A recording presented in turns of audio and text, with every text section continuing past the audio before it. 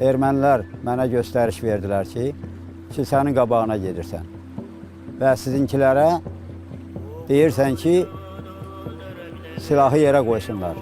Əgər silahı yerə qoysalar, əsirləri buraxacaq. Yox, davam etsələr, bütün əsirlərin hamısını öldürəcək.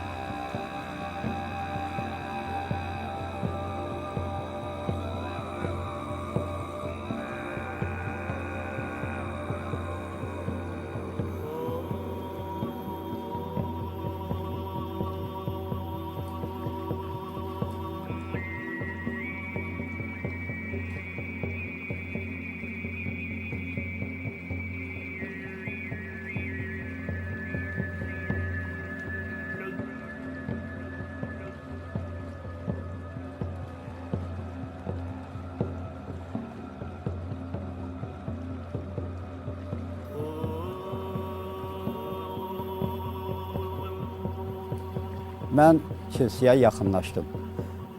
Kilsənin içərisindən boğuq tüstü qalxırdı. Tüstüdən içəri girmək mümkün deyildi.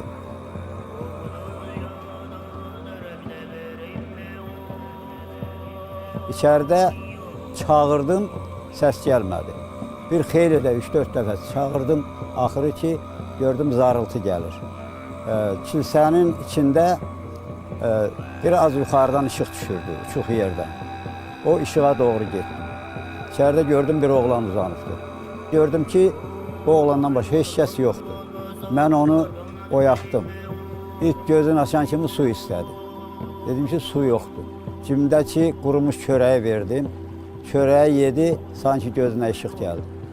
Dedi ki, sən kimsən? Dedim, mən Xocalıdanam. Əsir düşmüşəm. Məni səndən ötürün göndəriblər. Dedilər ki, burada batalyon vuruşur. Amma görürəm, sən təksən. O dedi ki, 5 gündür burada döyüşürəm. Yoldaşlarımı ermənilər vurdular, mən tək qaldım. Dedim ki, ermənilər istəyirlər ki, sən təslim olasan. Əgər təslim olsan, 22 nəfər əsiri buraxacaqlar. Yox, təslim olmasan, əsirləri öldürəcəklər.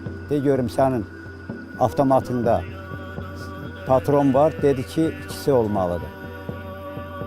Dedim, onu nə üçün saxlamısan? Dedi ki, son məqam üçün, əgər əsir düşsəm, özüm atmalı. Dedim, onun birinlə məni at, indi özümü, onda ermənilər sən tutmuyor. Dedi, yox, mən təslim olaram, amma 22 nəfərəsirin öldürülməsinə razı ola bilmərəm.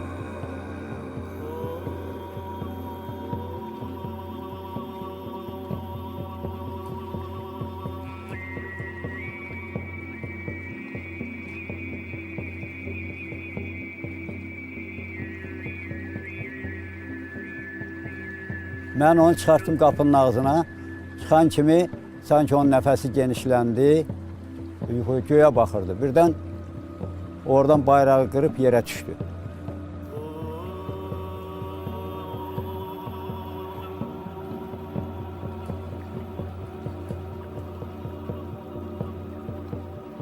Və əlindəki üç rəngli bayrağı havada yellətdi, ermənilərə işarə elədi ki, gəlin.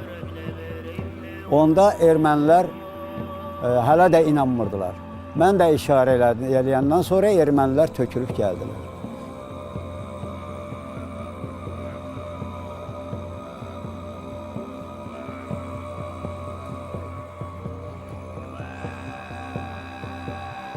Bayrağı Natiqin əlindən almaq istədilər. O vermədi. Axırı onların komandiri işarə elədi ki, dəyməyin. Xaricilər var. Ona görə bayrağı elə Natiqin sağ əlində bayraq, o fotoqraf onun şəklini çəkdi.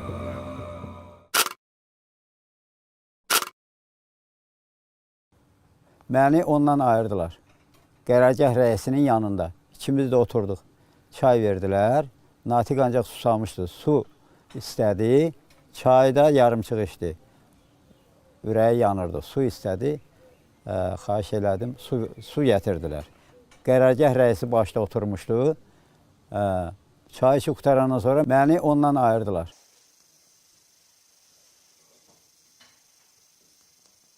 non terrorizzato, non piangeva, non aveva delle cose così, ma si sentiva che era un po', era preoccupato della sua sorte. Non l'hanno picchiato davanti a me, non hanno fatto tutte di queste cose, non so cosa è successo dopo perché sono parecchi anni che sono passati.